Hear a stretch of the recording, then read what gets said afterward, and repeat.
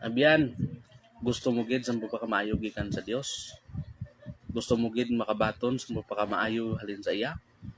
Himuon mo ni para mabaton mo ang pagpakamaayo gikan sa Dios. Pangayo ka nga siguraduhon mo nga sa iya lang gid ang imong pagtuo. Waay ka nagaduwa-duwa sa iya. Waay ka nagaduda sa kakayanan sang Dios.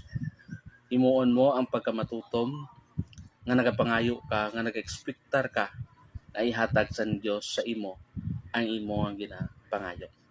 Kaya ang tao nga nagaduwa-duwa sa Dios hindi makabaton sang pagpakamaayo gikan sa Dios. James chapter 1 verse 6 down to verse 8. But when you ask him, be sure that your faith is in God alone. Do not waver, for a person with divided loyalty is unsettled as a wave of the sea.